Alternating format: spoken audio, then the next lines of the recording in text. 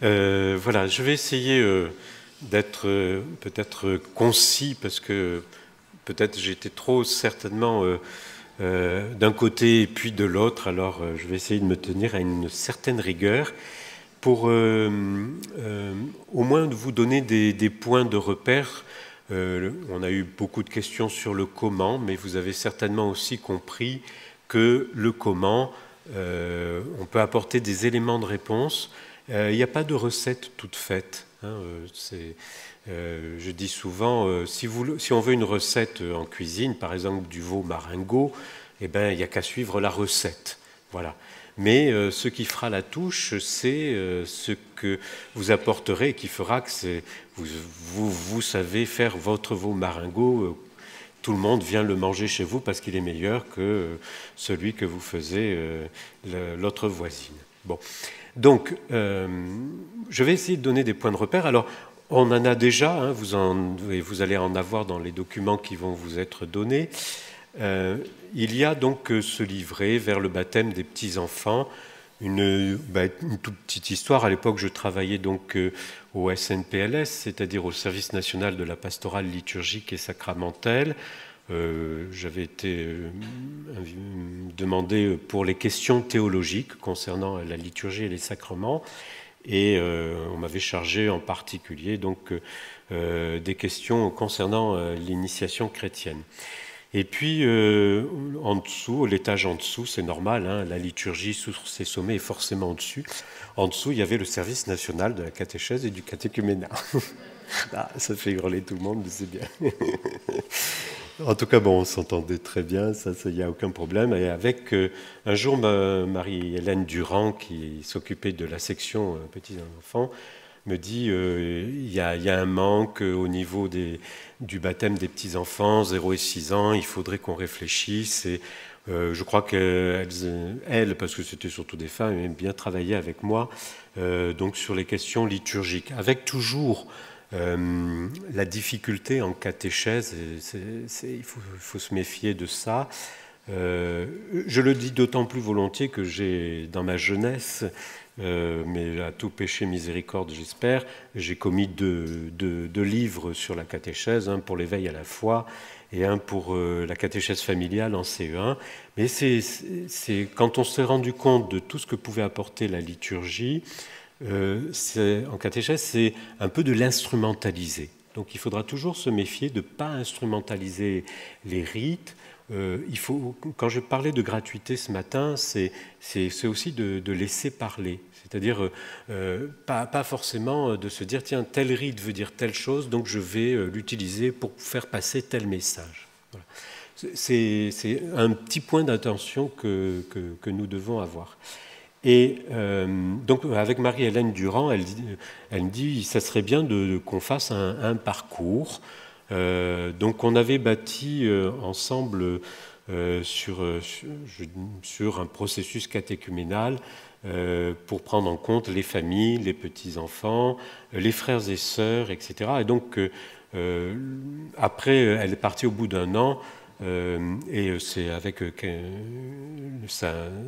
la femme qui lui a succédé qu'on a continué le travail, où ça a été un peu plus catéchétique que, j'allais dire, liturgique.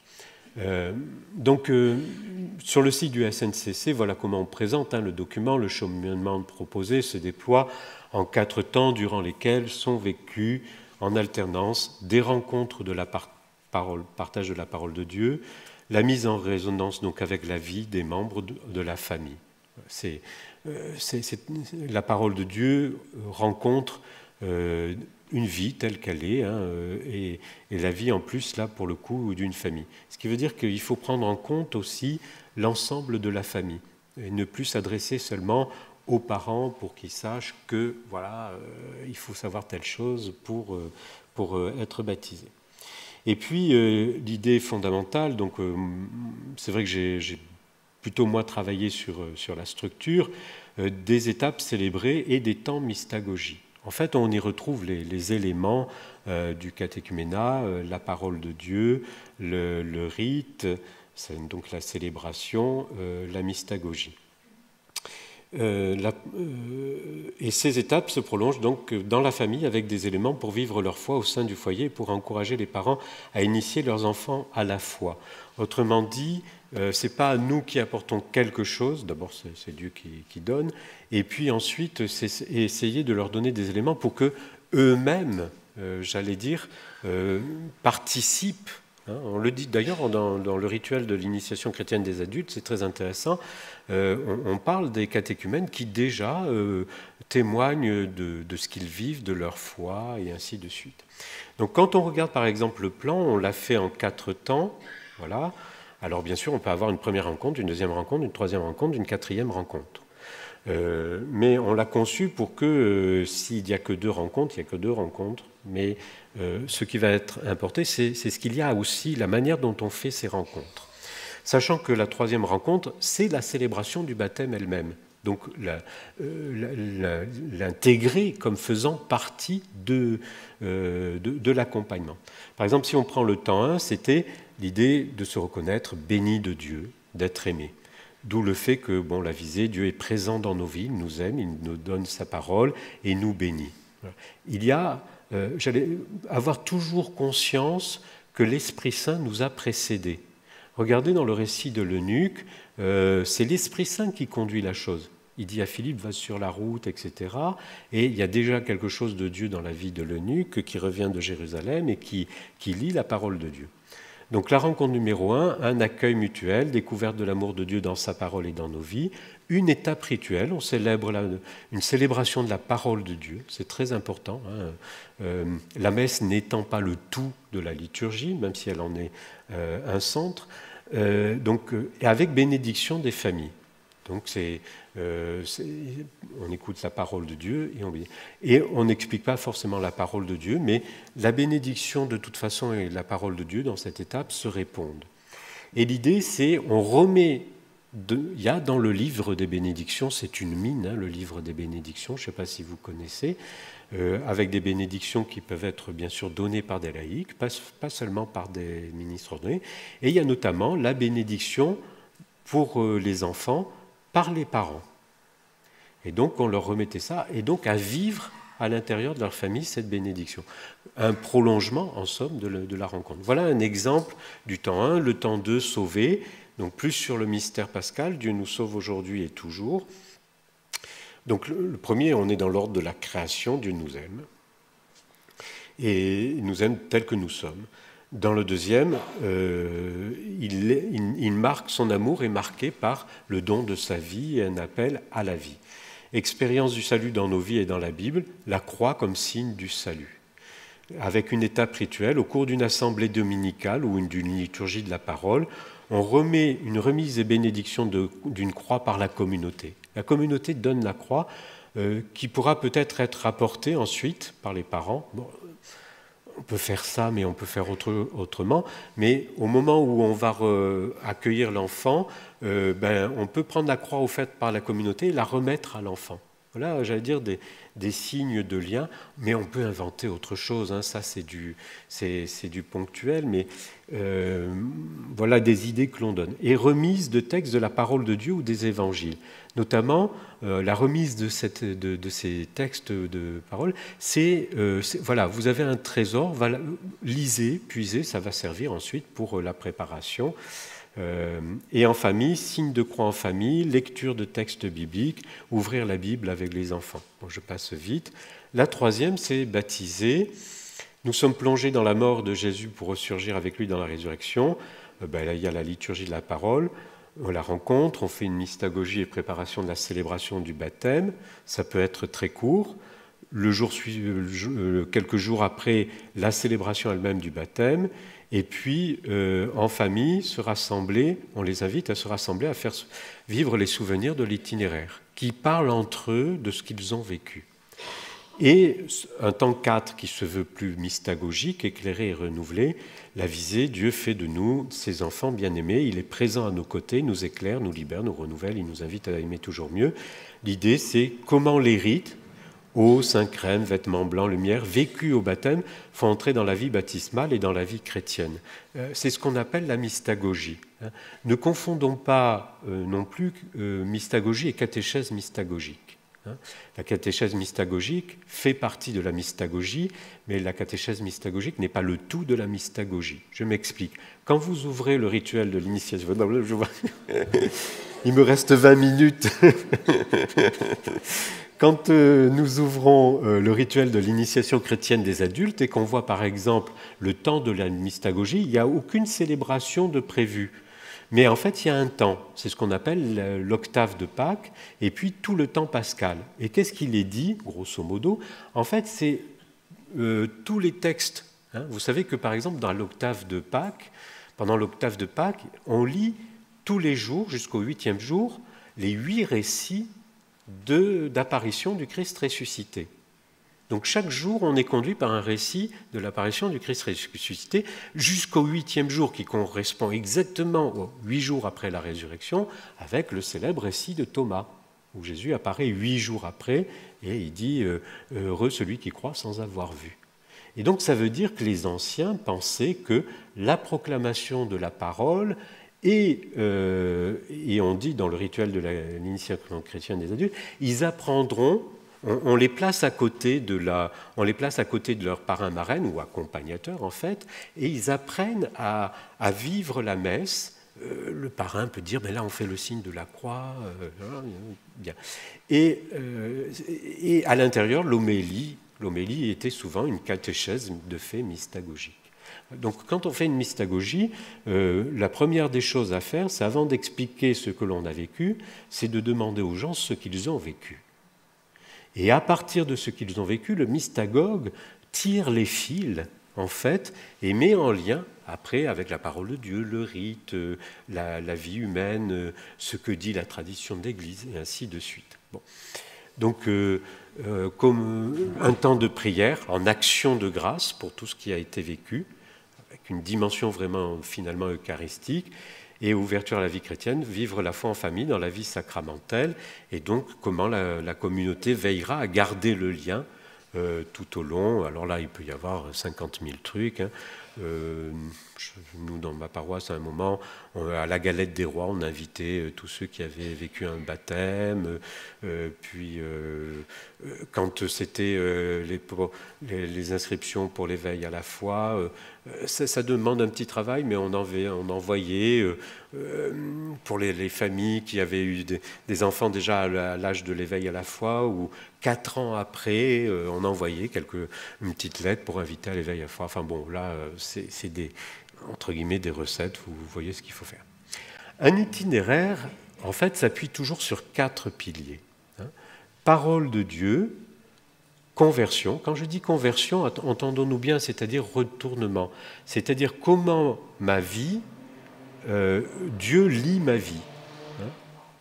Nous, on lit le texte et on essaie de saisir ou de comprendre. En fait, c'est toute la part humaine. C'est comment, finalement, je suis dans l'Écriture et comment l'Écriture parle de moi. Et donc rejoint mon expérience, ma vie de tous les jours. Église, c'est-à-dire communauté, et tradition. Et dans la tradition, bien sûr, il y a l'Écriture sainte, il y a les rites, mais un chapiteau roman, une chanson, etc. Tout ça peut faire partie de la tradition de l'Église. Et puis, bien sûr, le rite et la liturgie. Ne jamais oublier que le catéchuménat nous invite, même quand ça paraît un peu plus explicatif, nous invite toujours à célébrer avec des rites. D'où le fait de les retrouver tout au long, notamment du document que je vous ai présenté juste avant. Donc, première chose, cet aspect fondamental de la parole de Dieu, dont l'Épître aux Hébreux nous dit, elle est vivante, la parole de Dieu. Et là, je note ce que l'on trouvait à l'époque, mais qui sert, dans le texte national de l'orientation de la catéchèse en France, qui a ouvert, qui a fait éclater le catéchisme en catéchèse. Voilà, c'est une nuance, mais importante. Et qui dit le cheminement puise son contenu à la source vive de la parole de Dieu, transmise dans la tradition et dans les Écritures. Et ça, il cite le DGC de l'époque, c'est-à-dire le Directoire général de la catéchèse. Il faut surtout rencontrer Jésus tel qu'il se manifeste aux hommes par toute sa vie. Et c'est pour cette raison que ma propre vie, indépendamment de moi d'ailleurs, ma propre vie est aussi parole de Dieu pour l'autre. Voilà. Et c'est ainsi qu'on devient témoin. Deuxième pilier, alors j'ai oublié de signaler qu'il s'agissait du baptistère du 5e siècle de la cathédrale Saint-Sauveur d'Aix-en-Provence. Voilà, un peu chauvin. On voit la cuve baptismale là, dans laquelle on plongeait et puis on faisait ressurgir. Parce que là aussi, pensez toujours que le rite, c'est une action. La liturgie est une action. Ça, c'est très important. C'est toujours le mystère pascal, dans chaque sacrement en particulier, quel est le passage de la mort à la vie. Quand saint Paul va parler du baptême, il va partir du rite.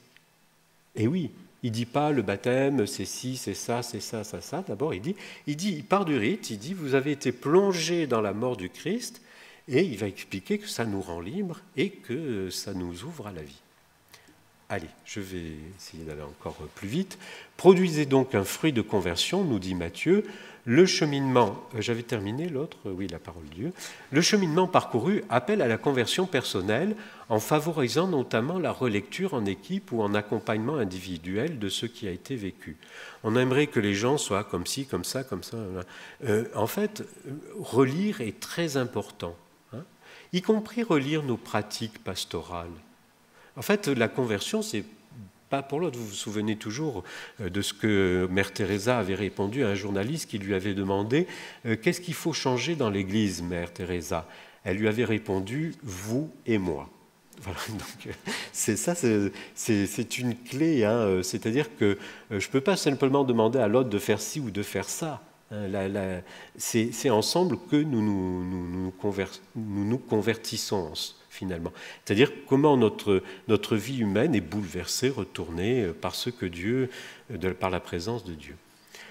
Aimer la communauté des frères, nous dit la première épître de Pierre. Et c'est un itinéraire, nous dit le Tchnok, qui fait rencontrer un visage d'église vivant par l'échange et le partage en groupe, à travers des liens de parrainage. Le parrainage peut être pensé par rapport à des personnes dans la communauté chrétienne, au-delà du parrain ou de la marraine, qui est choisi, même si on n'en dit pas le nom, il peut y avoir des gens qui forment un groupe de parrainage, peut-être des gens qui tout simplement veilleront à prendre des nouvelles, dire comment ça va, tiens, il y a une fête paroissiale, venez, ça sera sympathique, enfin je ne sais pas trop quoi. Moi je manque d'idées, donc n'hésitez pas à en avoir. La rencontre de témoins qui incarnent des manières de vivre en chrétien. Voilà ce que je disais d'ailleurs un petit peu ce matin. Qu'est-ce qu'on connaît de la communauté chrétienne Et il n'y a rien de bête et d'innocent dans la communauté chrétienne. Et puis, c'est chez toi que je veux célébrer la Pâque avec mes disciples, c'est-à-dire avec la partie donc rite et liturgie. Moi, cette phrase de Matthieu, un jour, m'a fait tilt dans mon existence, parce que Jésus va demander à préparer la Pâque à ses disciples. Et il dit, vous direz à celui voilà, il faut suivre l'âne, la cruche, je ne sais plus trop quoi, enfin bref, mais vous lui direz, c'est chez toi que je veux célébrer la Pâque avec mes disciples. Vous savez, le pape François a écrit une très belle lettre, apostolique, je crois, sur la liturgie. Desiderio desideravi. J'ai désiré d'un grand désir. En fait, c'est pas tant nous que Dieu qui désire et qui dit « Je veux célébrer la Pâque avec mes disciples, chez toi ». Pas simplement la maison de 4 murs, bien sûr, c'est le chez-moi dans mon existence, dans mon cœur. Donc le cheminement s'enracine dans la vie liturgique et la prière de l'Église, surtout à travers des étapes liturgiques qui en rythment l'itinéraire. Le rite vient aussi célébrer déjà tout le travail fait, et le rite vient ouvrir à un nouveau passage. Donc il faut prendre conscience que c'est un itinéraire qui doit tenir compte des personnes et des situations. Comme je dis souvent, il y a rarement un chrétien parfait qui arrive et qui vous dit ben, ça pose aucun problème, il n'y a même pas besoin de préparation. Que nenni, mon catéchumène filleul, malgré tout, il savait tout, mais que savait-il? Il l'a découvert dans le rite. C'est lui-même qui a saisi qu'il lui fallait comprendre le signe de la croix sur tous ses sens. Et ça, moi, c'est dans la situation qui est la sienne. Donc, je reprends un document, alors qui est de 1996. Vous allez me dire, c'est vieux comme les blés, mais quand il y a des choses bien, même si elles sont vieilles, c'est pas la peine de les jeter. C'est un document qui s'appelle « Les points de repère en pastorale sacramentelle » et qui avait été fait par la CEL, la Commission épiscopale de liturgie, maintenant ça s'appelle la CEFTEL, non, il y a toujours la CEL, pardon, et qui avait réfléchi justement sur la pastorale du baptême, pour les adultes, les petits-enfants, etc. Et à mon avis, ça n'a pas pris une ride. Et ça mériterait d'être repris à frais nouveaux dans nos réflexions de groupes pastoraux. Voilà ce qui est dit. La pastorale sacramentelle est liée à l'ensemble de la vie de l'Église et de la société. Elle est devenue un carrefour d'évolution, de questions, d'initiatives et aussi de difficultés et parfois de souffrances. J'ai sauté quelques passages. On constate des signes nombreux de désaffection, de décrochage par rapport à la foi et à l'Église. Vous en faites expérience tous les jours.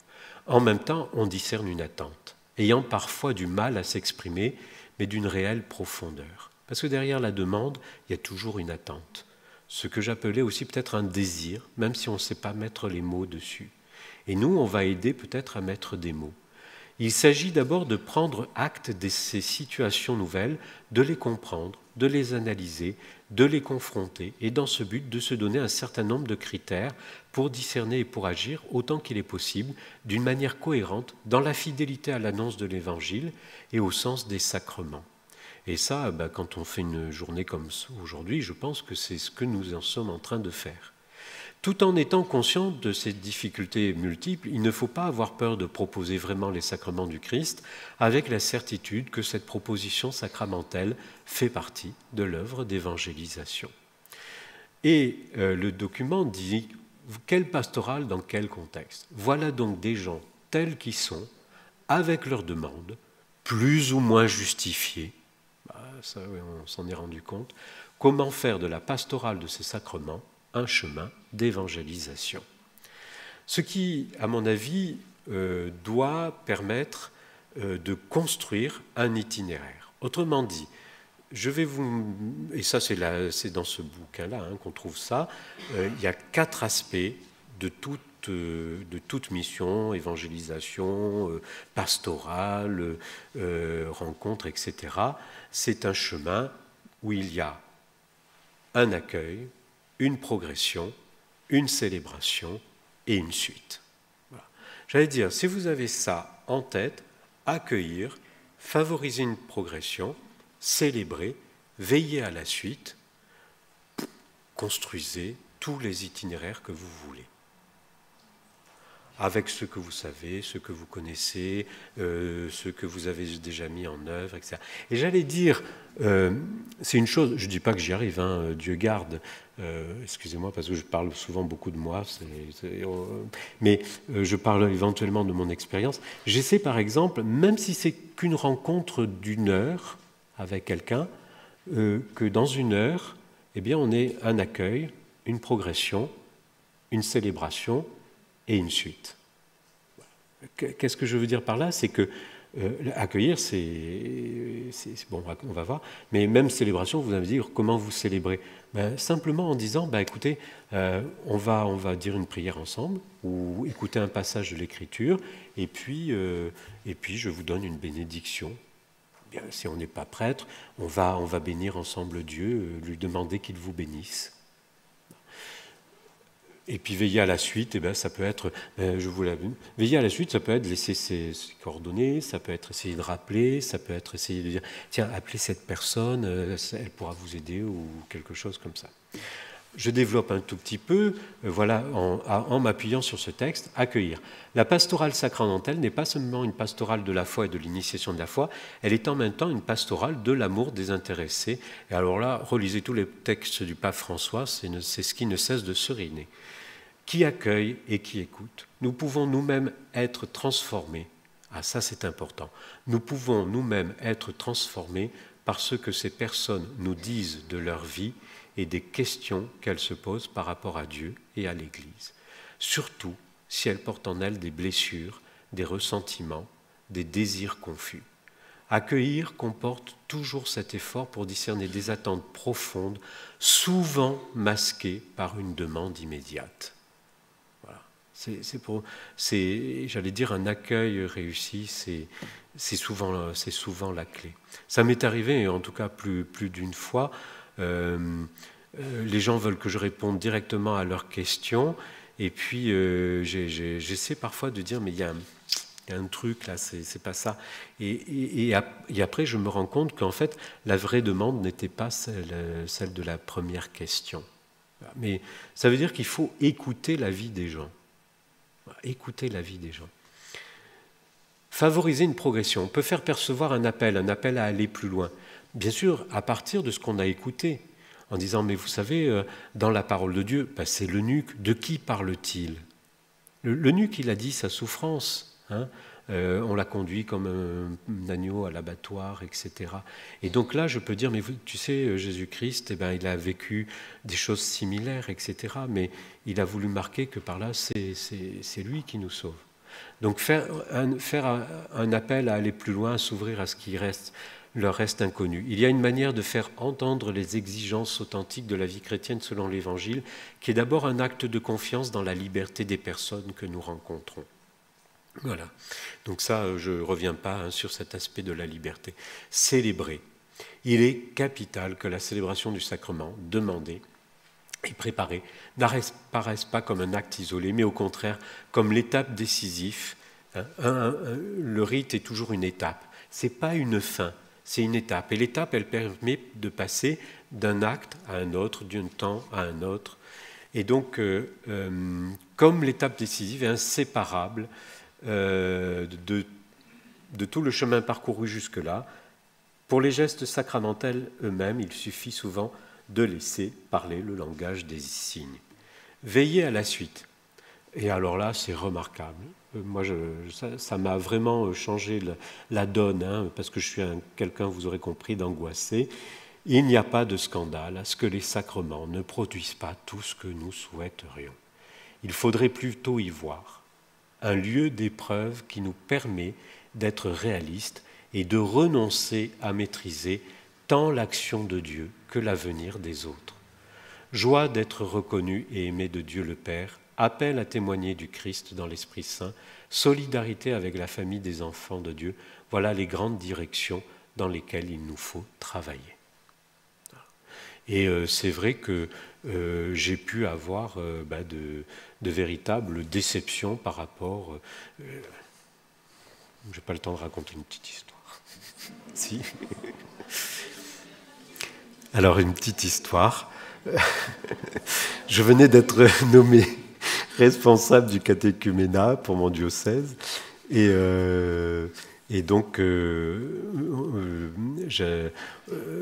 pendant un an, donc j'avais été sur le terrain, voir ce qui se passait, etc.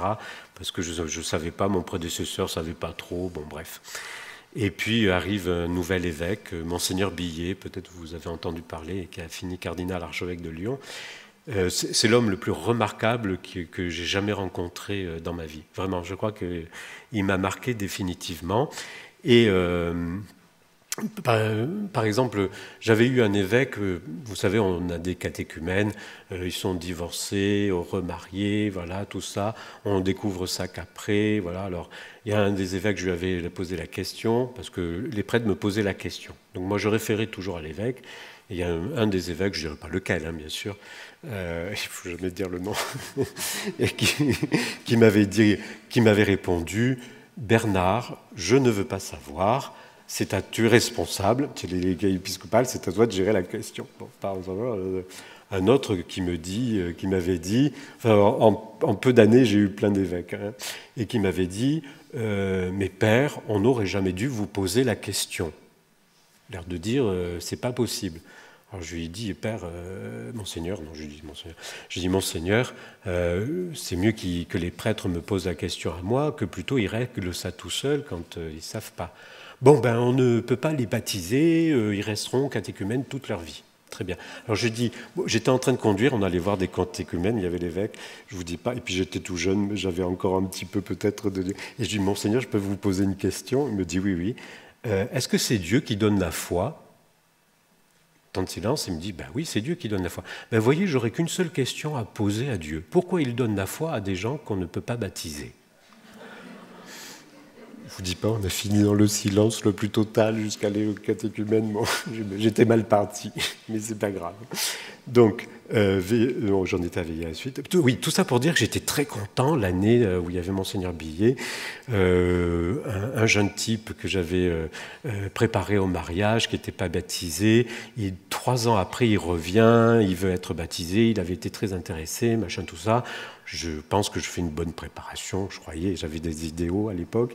Et puis, il y avait un autre groupe qui était à la cathédrale, pareil. Et puis, j'avais fait une femme un peu pareil, même style, compagnie. Et tous les deux étaient donc mariés. Et donc, je les rassemble, je fais un rassemblement diocésain, machin, l'évêque vient, enfin bref, tout très bien, tout parfait. Et après, comme ils étaient finalement dans la même ville, eh ben, ils s'épaulaient, et j'étais très content, bon, jusqu'à la confirmation. Et puis, je me dis vraiment, c'est une réussite. Ils participaient à la vie d'église, l'un, l'autre, machin, tout ça. La confirmation venant après. Et puis, patatras, la veille de la confirmation, ils viennent pas. Bon, les deux. Je me dis, mais qu'est-ce qui se passe? Ah ben, c'est simple. Ils avaient l'un et l'autre quitté leur époux ou épouse, et puis ils s'étaient mis ensemble. Voilà. Donc c'est là où je me dis, quand j'ai lu après, voilà, il n'y a pas de scandale à ce que les sacrements ne produisent pas tout ce que nous souhaiterions. La suite appartient à Dieu. Qu'est-ce qu'ils sont devenus et que deviendront? Certainement Dieu les rattrapera ou les a déjà rattrapés quelque part. Donc, un itinéraire qui s'inspire, quatrième aspect de cela, du processus catéchuménal. Bon, vous connaissez le processus catéchuménal, un chemin, des temps et des étapes. Voilà.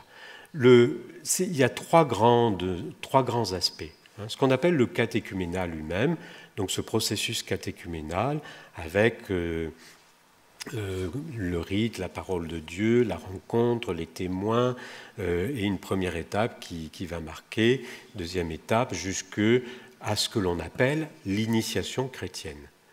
Faisons attention que l'initiation chrétienne s'applique normalement, techniquement, à la célébration des sacrements de l'initiation chrétienne, c'est-à-dire baptême, confirmation, Eucharistie. Autrement dit, les anciens avaient une foi que peut-être nous avons difficilement, c'est qu'ils croyaient, nous on n'y croit plus, ils croyaient que Dieu était assez grand pour se révéler lui-même, par les sacrements. Ce qui fait que les gens n'avaient jamais participé ni à un baptême, ni à une Eucharistie, et on ne leur avait pas expliqué les sacrements. En revanche, ils avaient beaucoup lu Moïse, la Pâque, Noé, l'eau, le baptême de Jésus dans le Jourdain, peut-être, etc. Et l'idée, c'était que le soir de Pâques, eh bien, ils découvraient tout. On les déshabillait, tout nus, on les plongeait dans la cuve, on les sortait, on leur baignait complètement le corps d'huile, on leur mettait un habit, on sortait du baptistère, on allait à la cathédrale, là il y avait l'évêque, il faisait encore une onction d'huile sur la tête, il donnait un baiser de paix, ils allaient embrasser toute la communauté, on leur mettait du pain et du vin dans les mains et on leur disait de le porter à l'autel. C'est de Lubac qui disait que c'était un choc rituel. Un choc rituel. On comprend qu'après, il fallait une mystagogie. Ouf, ben écoutez, quand on m'a mis tout nu, etc. Après, vous pouvez expliquer, hein, vous avez été dépouillé du vieil homme et revêtu de l'homme nouveau, etc. Ça avait du sens. Là, la parole prenait sens. Bon, ils avaient cette foi. Bon, après, on se débrouille comme on peut, hein, parce qu'on est toujours rattrapé. Moi, on est toujours rattrapé pour vouloir expliquer. Et la mystagogie développait cela. Donc, vous vous souvenez que l'initiation chrétienne, c'est 4 temps, comme 4 saisons, été, automne, hiver, printemps. Et les solstices ou équinoxes font passer de l'une à l'autre saison. Voilà comment se bâtit un itinéraire dans catéchuménat. 4 temps, première évangélisation, catéchuménat et sérite, purification, illumination et sérite, mystagogie. Et on y passe par 3 étapes. La première étape, l'entrée, avec la remise de la croix et des évangiles. Moi, je dis que quand on a remis à quelqu'un dans ses mains la croix et les évangiles, on lui a remis sa vie entre ses mains. Voilà. Ensuite, la deuxième étape, l'appel, c'est-à-dire quelle est la vocation. C'est l'évêque qui appelle à recevoir le baptême, etc., au témoignage de la communauté chrétienne qui a accompagné. Et puis l'initiation, les sacrements eux-mêmes. 4 temps. Première évangélisation, voilà, 3 étapes, je reprends, et on peut dire que c'est marqué par le changement de nom. C'est très intéressant. Candidat, regardant, quand on est dans le temps de la première évangélisation, catéchumène, quand on fait ce long temps du catéchuménat, appelé, quand on a reçu l'appel décisif, et néophyte, quand on vient d'être baptisé, confirmé, Eucharistie. Et puis, il y a aussi 4 aspects de la vie humaine.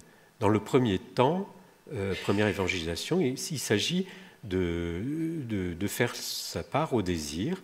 Le deuxième temps, c'est le fait de pouvoir faire grandir, donc la liberté, la maturité.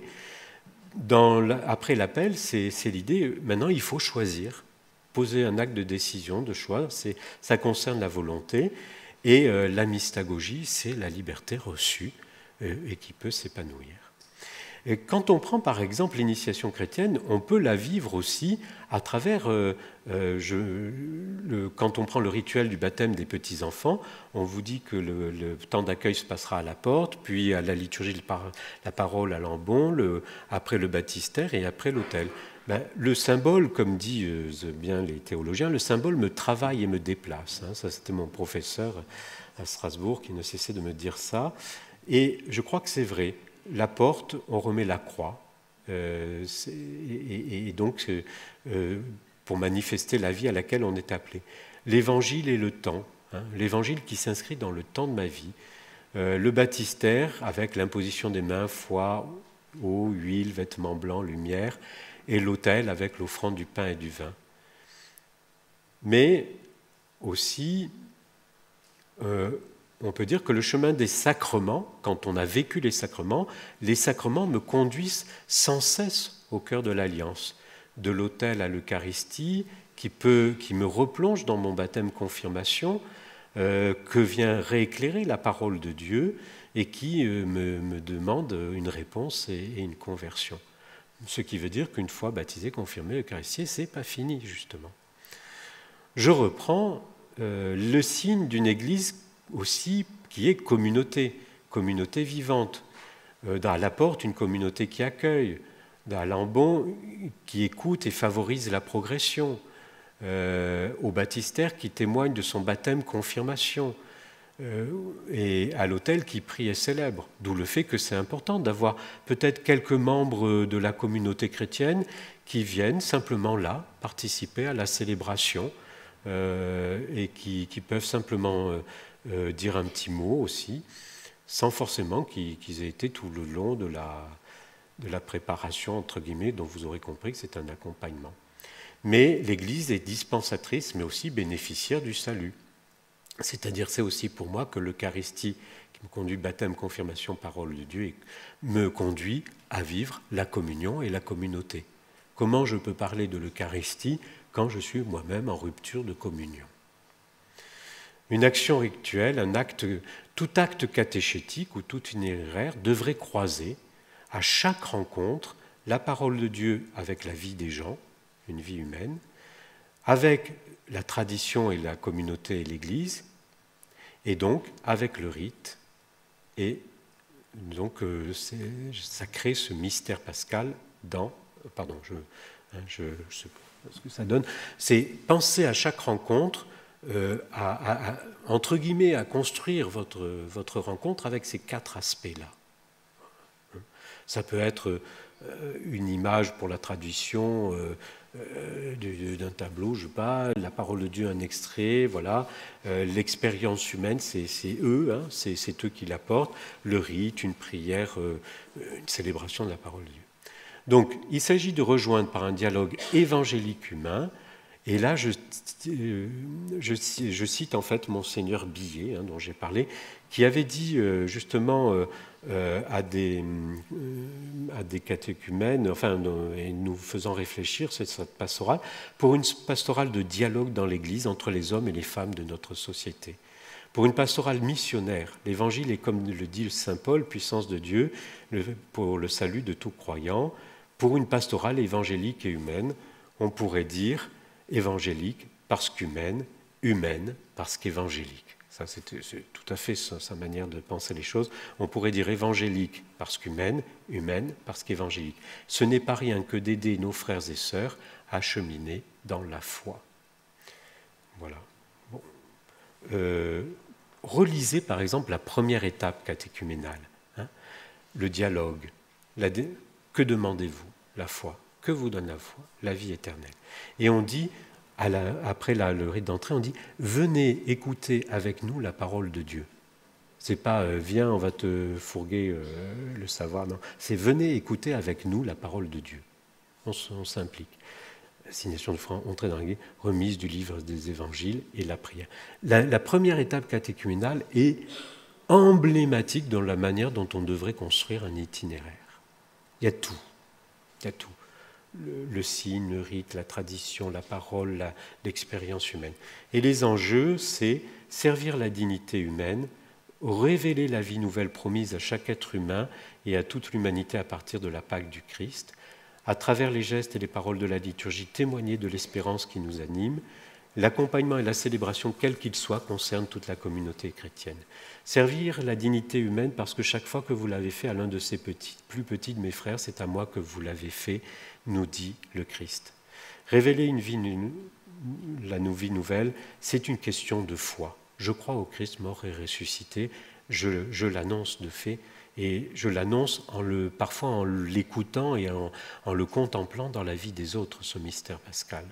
Et puis, à travers la liturgie, etc., l'espérance, et bien justement, que ce salut, nous en vivons déjà, et c'est ce à quoi nous sommes appelés, c'est-à-dire à la charité, à la communion. Et j'aime bien ce passage de Gaudium et Spes, numéro 22, paragraphe 5. « Puisque le Christ est mort pour tous, et que la vocation dernière de l'homme est réellement unique, à savoir divine, nous devons tenir que l'Esprit Saint offre à tous, d'une façon que Dieu connaît, la possibilité d'être associés au mystère pascal. Ne remplaçons pas tous par catholiques, puisque le Christ est mort pour les catholiques et que la vocation... Non, ça ne marche pas. Puisque le Christ est mort pour tous et que la vocation dernière de l'homme est réellement unique, à savoir divine, nous devons tenir que l'Esprit Saint offre à tous, d'une façon que Dieu connaît, la possibilité d'être associés au mystère pascal. Je termine là. Merci de votre écoute. Merci.